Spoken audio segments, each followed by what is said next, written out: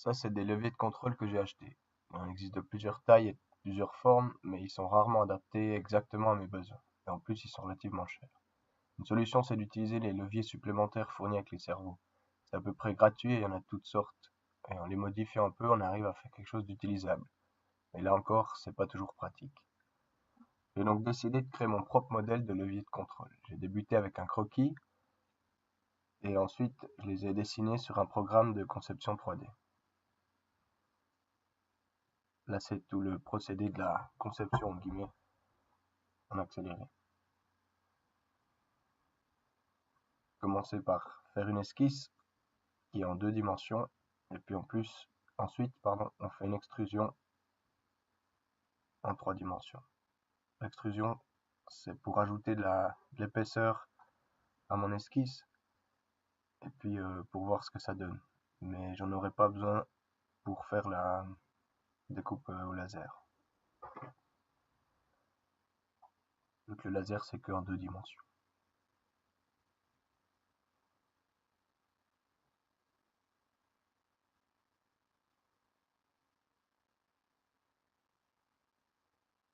Là, je suis en train d'ajouter des trous en bas qui sont là pour donner plus de prise à la colle et éventuellement de rajouter une barre en travers pour un peu répartir les forces sur les volets ou les surfaces de contrôle.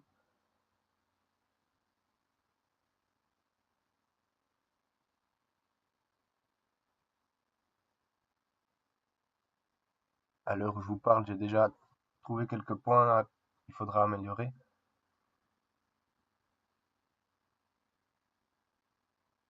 mais dans l'ensemble, c'est un procédé qui fonctionne bien. Voilà le produit fini. Ensuite, avec une machine laser, on règle le focus et puis on start. C'est à peu près tout ce qu'il faut faire.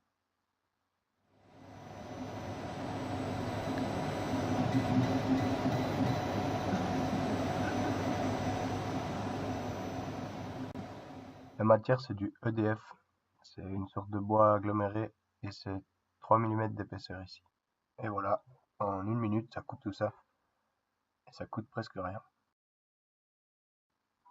Là, c'est le profil d'une aile que je découpe pour utiliser comme guide, que je vais utiliser pour découper une aile en Sagex au fil chaud.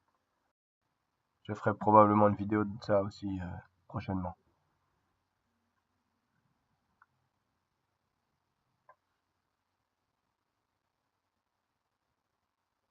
Ici, c'est d'autres exemples qui ont été découpés au laser avec la même machine. Des exemples qui traînaient sur l'établi juste pour que j'ai une idée de ce qu'on peut faire avec ça. Merci, ciao.